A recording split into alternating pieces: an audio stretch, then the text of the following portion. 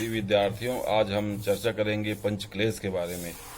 तो महर्षि पतंजलि जी ने अपने दूसरे अध्याय साधन पाद के तीसरे सूत्र में पंचक्लेशों का वर्णन किया है। तो पंचक्लेश कौन कौन से होते हैं, उनके कारक क्या हैं, वो कितने प्रकार के होते हैं, तो इनका हम चर्चा करेंगे आज। तो उन्होंने दूसरे अध्याय के तीसरे सूत्र में बताते हैं कि अविद्या, अस्मिता, राग, द्वेषाभिनिवेशा पंचक्लेशा, अर्थात क्लेश क्या होते हैं, 5 प्रकार के होते हैं। 5 प्रकार कौन कौन से होते हैं?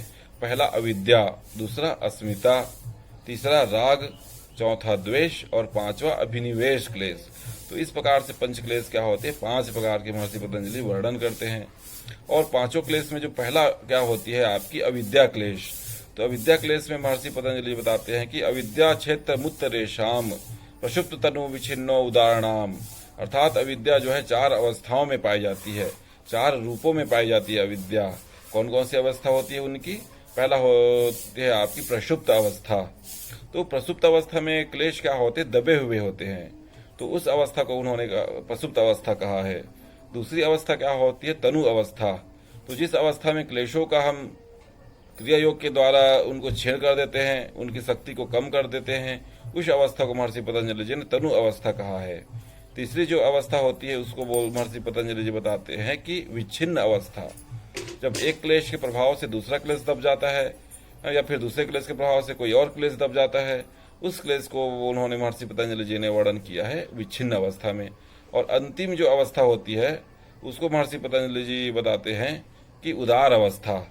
उदार अवस्था में क्या होती है, जब क्लेश पूर्ण रूपेण पूर्ण विषय भोगों के साथ क्या होते, जब दुख देते हैं, तो उस अवस्था को महर्षि पतंजलि जी ने उदार अवस्था कहा है।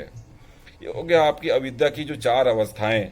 उसके बाद अविद्या क्या है उसका महर्षि पतंजलि जी ने अगले दूसरे अध्याय के 5वें सूत्र में बताते हैं कि अनित्या शुचि दुखानात्मसु नित्या शुचि सुखानात्म ख्यातिर अविद्या, अर्थात अनित्य को नित्य समझना, अपवित्र को पवित्र समझना, दुख को सुख समझना और अनात्म को आत्म समझना, यह जो अज्ञानता होती है इसी को महर्षि पतंजलि जी अविद्या की श्रेणी में रखते हैं।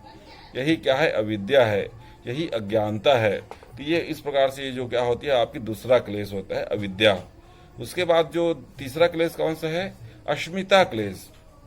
अस्मिता क्लेश को महर्षि पतंजलि जी 6वें सूत्र में बताते हैं दूसरे अध्याय के कि दृग दर्शन शक्ति और एकात्मते व अस्मिता। दृग शक्ति अर्थात दृष्टा पुरुष और दर्शन शक्ति अर्थात प्रकृति, तो दोनों का क्या हो जाना, एक हो जाना, दोनों का एक में मिश्रित हो जाना। तो इसको महर्षि पतंजलि जी ने क्या कहा है, इसको अस्मिता क्लेश कहा है। उसके बाद जो दूसरा क्लेश है आपका राग क्लेश। तो राग क्लेश क्या होते हैं कि सुखानुसयी राग, अर्थात सुख की प्रतीति के पीछे छिपा जो क्लेश है वो क्या है आपका राग क्लेश है आपका। जहाँ हमें सुख प्राप्त होता है हम क्या करते हैं, उस सुख को और अत्यधिक प्राप्त करने की इच्छा करते हैं, उनमें और अत्यधिक हमें लालसा होती है, आसक्ति होती है सुख के प्रति। तो उस क्लेश को उन्होंने महर्षि पतंजलि जी ने राग कहा है। अगला जो क्लेश है आपका द्वेष क्लेश। तो द्वेष क्लेश क्या है, दुखानुशयी द्वेष, दूसरा अध्याय का 8वां सूत्र। तो द्वेष क्लेश के विषय में महर्षि पतंजलि जी चर्चा करते हैं कि दुखानुशयी द्वेष, अर्थात दुख की प्रतीति के पीछे छिपा क्लेश क्या है, द्वेष क्लेश है। अर्थात जहाँ जहाँ हमें दुख प्राप्त होता है उस दुख से हम क्या कर सकते हैं, दूर भागने की कोशिश करते हैं, हम उनसे बचना चाहते हैं, दुख से हम छुटकारा प्राप्त करना चाहते हैं। तो उस क्लेश को महर्षि पतंजलि जी क्या बोलते हैं कि द्वेष क्लेश।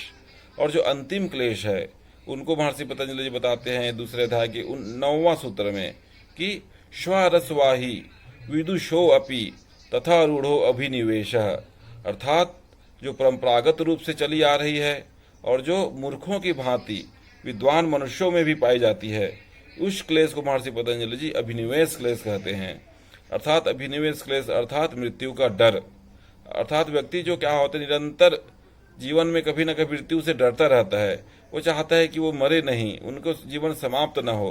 तो इसी क्लेश को महर्षि पतंजलि जी ने अभिनिवेश क्लेश कहा है। इस प्रकार से हमने इस जो सेशन में हमने चर्चा किया कि क्लेश क्या होते हैं, क्लेश की कितने प्रकार होते हैं, है ना। क्लेश की संख्या क्या होती है, 5 होती हैं। कौन कौन सी? अविद्या, अस्मिता, राग, द्वेष और अभिनिवेश क्लेश। और इन जो पहला क्लेश है अविद्या क्लेश अर्थात अज्ञानता क्लेश, तो उनको जो बाकी जो 4 क्लेश हैं उनकी जननी कहा है, उनकी माता कहा है। अर्थात बाकी जो 4 क्लेश हैं वे क्या होते हैं, इसी अविद्या के फलस्वरूप क्या होते हैं, उत्पन्न होते हैं। इसीलिए क्या होती है, अविद्या को उन्होंने प्रधान माना है। बाकी जो 4 क्लेश की उत्पत्ति का कारण भी उन्होंने अविद्या को माना है। तो अभी इन क्लेशों का हम क्या कर सकते हैं, इनको प्रत्यय प्रति प्रसव हेया सूक्ष्म, दूसरे अध्याय के 10वें सूत्र में बताते हैं कि सूक्ष्म अवस्था को प्राप्त जो क्लेश हैं, है ना, सुक्ते प्रति प्रसव हेया सूक्ष्म, अर्थात सूक्ष्म है ना, चित्त की प्रलय अर्थात अपने कारण में लीन हो जाना है ना, तो उनको हम क्या कर सकते हैं, क्लेश को हम सूक्ष्म करना चाहिए। धीरे धीरे हम क्या कर सकते, सूक्ष्म अवस्था को प्राप्त क्लेश है ना को हमें सूक्ष्म करना चाहिए। और क्या होता है कि ध्यान यास्तद वृत्तयः, अर्थात ध्यान के द्वारा हम क्या कर सकते हैं, उन क्लेशों की जो समस्त वृत्तियां हैं उनको हम छीड़ कर सकते हैं, है ना। निरंतर हम ध्यान करके जो तनु हुए क्लेश हैं उनकी वृत्तियों को हम क्या कर सकते हैं, छीड़ कर सकते हैं।